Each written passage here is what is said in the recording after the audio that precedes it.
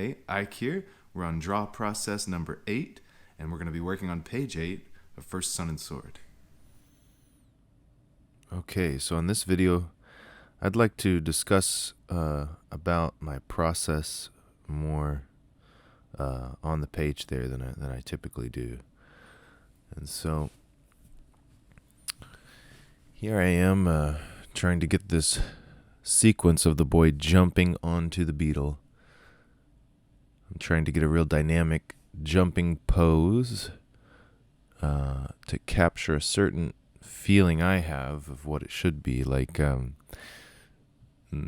He's very agile, he's super strong, so I'm conveying something there, but also the boyishness of it. The scribbles below him, I'm not gonna use all those scribbles on the inks, but I was trying to capture the energy of the sand getting kicked up and guessing what shape that would take, or what shape is a believable shape. And there I adjusted his elbow, or his arm. I bent it at the elbow. Notice I didn't even erase the first position of it. I just wanted to remember. His face, his head shape is clear, but his face is not visible. He's also very small on the panel. So, keeping that shape language clear and being okay with figures being that small on a panel is something I've learned to be okay with. There I erased because I was drawing him on the bug. I didn't have a great thumbnail for this. It wasn't very clear. So I knew I was going to have this sequence, but I didn't know the camera angles and stuff. At first I was having more of a back view of the bug and him jumping from the side, and I realized that had him moving from right to left from that angle, and so I didn't want to do that. So I decided to continue his jumping path left to right and show him landing on the bug, getting the angle of the foot correct, and estimating the size of the bug compared to his size, and quickly fleshing out that bug shape that he's on.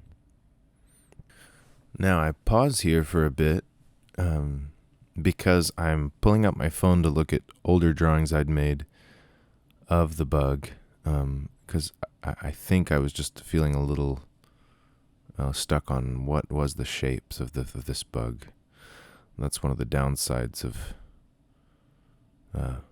drawing a page only once a week, is I kind of forget those things, but I have a method to keep track of them and easily be able to reference.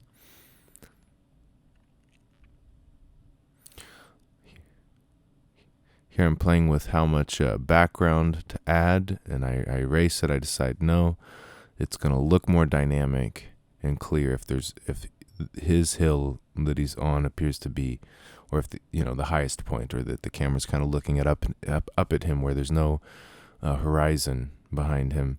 And so I erased that and then kind of threw a low horizon behind the bug, because I also didn't want that to interfere with the action.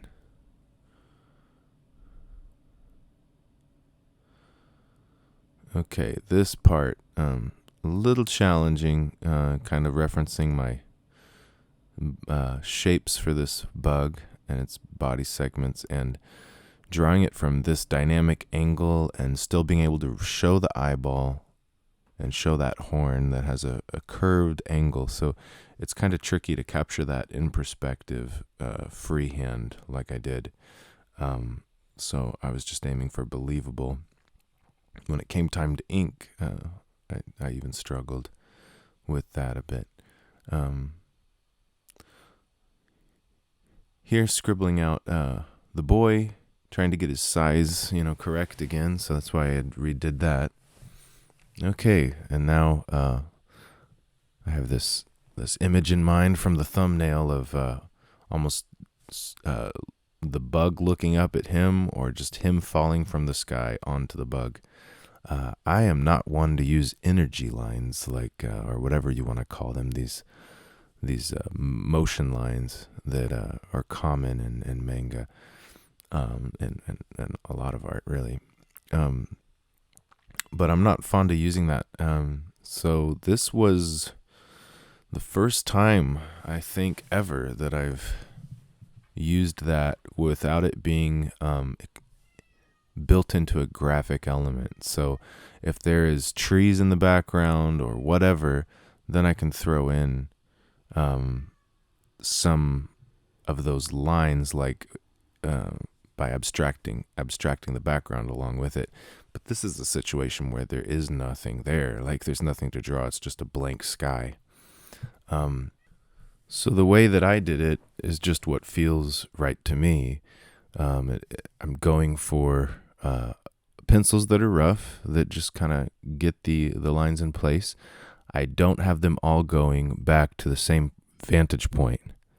They're a little off from that, so that it's not so mechanical, because that's not common for my style. And when I finally ink those, I'm also not gonna lay a ruler down, and I'm just gonna play it, feel it out for how much detail or how long and how many of those lines there are to capture that energy, because it's not going to take very many. I'm trying not to use any energy and movement lines without using in the environment or some element. So like this boy's cape helps the sand getting kicked up, things like that. So the idea is that there's things moving and not just lines. Like, as I got a line of him falling from the sky, that's like sand falling off of him or something. Okay, and here's another sequence. He comes down from the sky and strikes the bug on the head, and it cracks. And I'm also trying not to use any sound effects. I figure it's something I'd like to try. Can the energy and sound be captured in the art without having to write words to indicate it?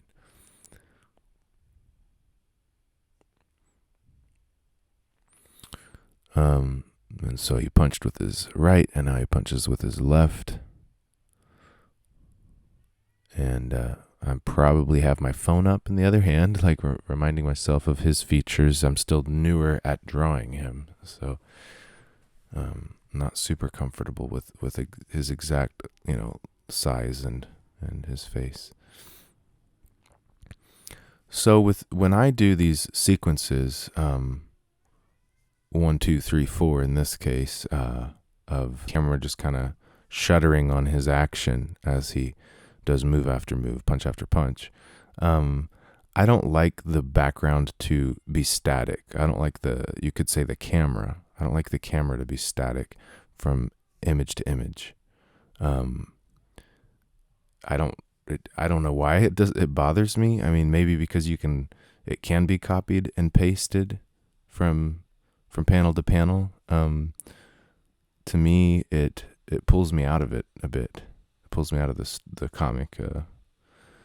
And so as the camera is moving in a little each time, in an organic way, it's not like specifically, 30% more, closer each time or something. I just like how that feels loose and just liberty, the liberty of storytelling, and not mathematical. So I did just each time to move it a bit, especially the last time. I guess panel 2 and 3 he's actually pretty similar in size in those two, and it's a similar angle and distance on the camera. It's a little different though. But that last one, I definitely wanted to zoom in more and try to get a bit of his face in the shot, because so far there wasn't a clear face on the page, and I think it's helpful if you have, try to get that if you can, because it's a whole page of art. It's a whole page of reading, and People care about the characters, so if you can capture an expression on a page, that'd be great. So threw that in finally on that last panel. So there's the pencils. I took the time to show you what the pencils looked like close up before I started inking, because I realized I hadn't been doing that on previous draw process videos. And now the inking, 08 micron, laying out the panel borders here. And I actually messed up that border on the bottom. Decided to move it a bit, so I went back later and used white acrylic paint to fill in that middle line. I typically don't do cleanups digitally if I can help it. I just have it clean and ready to scan. Okay.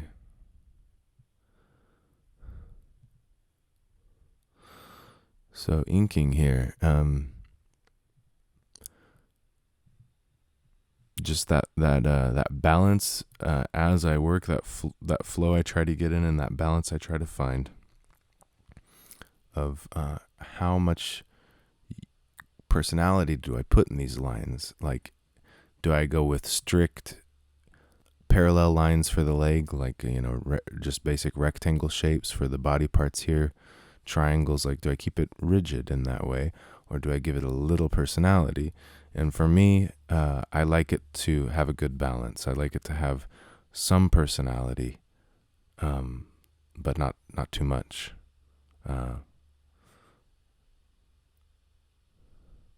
So as I'm working, I'm also making decisions on exactly where the lines are going to be and where the blacks are going to be. You'll notice, like with the sand, where that the boy kicked up, I went for a much kind of simpler shape than what the pencils had done. And here I'm throwing a black chunk onto the butt of the bug. I think I flirted with danger on this page, that after finishing it, I had to use some whiteout and make some changes and add some lines. So I had that feeling during the inking phase that either I felt a little off today, or I had not penciled clearly enough before I went to inks. And I'm not sure which is the case, but I felt a little off, and it turned out fine. It just meant that I had to use a little whiteout and a little extra time at the end. Yeah, and you can see the uncertainty in my line work there around the eyeball. I'm like, maybe there's a highlight. I show some of the bugs,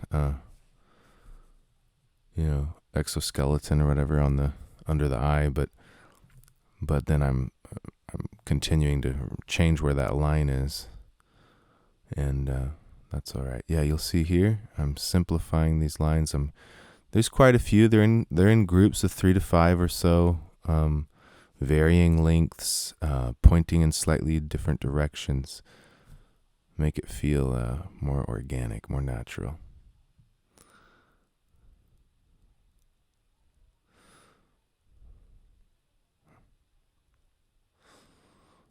Also, I'm finding that when I have really loose pencils, I'm not very confident with the cape. I have never done superhero comics and capes and stuff. So, if I take my time penciling, I feel like I can do pretty well with folds in clothing and so on, and in capes. But because the pencils are so rough, and I just trust myself to go in and block it in with black areas and get the lines right, it's been feeling a little challenging, and I'm sure it's going to get better. My cape drawings will get better as this comic goes on, because I'm going to be drawing it a lot. Yeah, again, this lack of clarity in my lines, having me go back and move where that horn is coming out. And then I even had to move the position of the horn once I remembered how it looked in the previous drawings I had done in the comic. Okay. So now, as he's striking into this, he's getting out brain matter or whatever, and it's getting flung up into the air off of the fists. And I already know that this is a monochromatic color palette, or the colors on this page and in this whole comic are just going to be just one. And so in this, it's yellow with a few shades of that, and then the next scene might have a different color. But when it comes to highlighting something like the brain matter from this bug, I can't use color to indicate what things are or to really draw the reader's attention somewhere. I'm very limited in that ability. So in my line work, it's important to be very clear. If something is, what it is, and if I want the eye to go to a certain area, if I want something to really stand out, I need to just draw it standing out. Which I don't mind, because I want to keep things that simple anyways. It's just faster and more simple, elegant. I can definitely get faster over time when I approach things that way.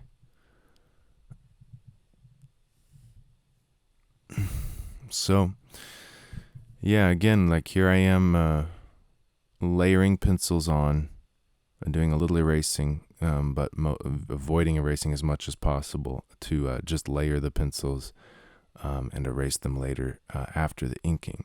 And this was a little pencil touch-up I did before inking, because I noticed I wasn't sure where to put that line, and it was okay to just grab the pencil real quick and clarify that. I'm aware that the way I do things, I could make cleaner, prettier pages, like arguably better, but I do think that's, arguable. It's possible that it's not actually better, if it looks more correct. But I could do a job that I think would get more attention, be more praiseworthy perhaps, impress people more, but I don't want to do that. That's really not my goal. I believe that if I keep developing my speed and storytelling and increase the quantity of what I'm putting out, that it will lead to mastery, and that I will be good at what I do, and that I can be recognized for that. That it's a worthwhile project, rather than focusing on getting that attention right now. So that's for me. Everyone has their own goals, and I definitely have nothing against people that want to take the time to get things the way that makes them happy, or that meets an industry standard. But I'm trying not to do that, not to go against my own, my own interests of comics and story, and what I want to do, which is different than other people's.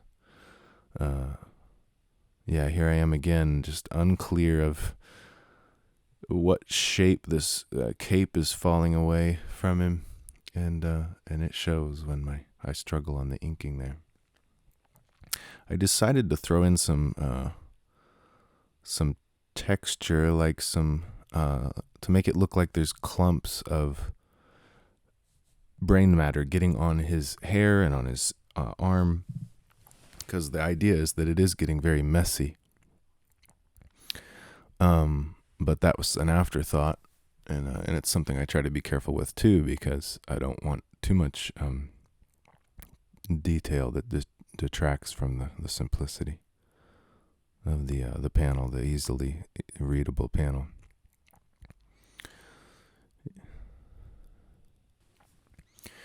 And again, I've got a simple monochromatic colors that I'm adding into this page, to this comic. So I need to, I try to have each panel have a unique look to it, and no lines on one panel that line up to the next. Like they're on the second and third panel, I had to avoid angles and lines aligning between them.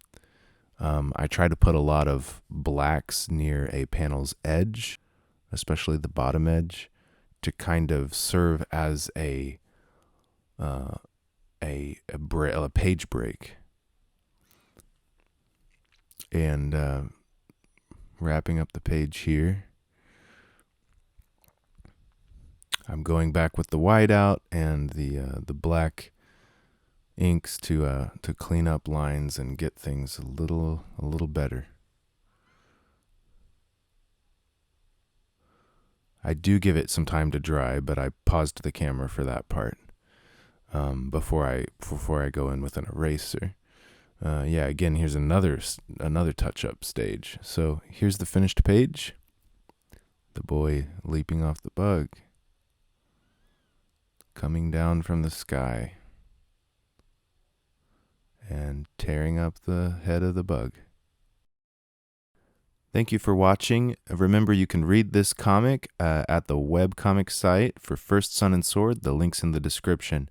I'll catch you next time.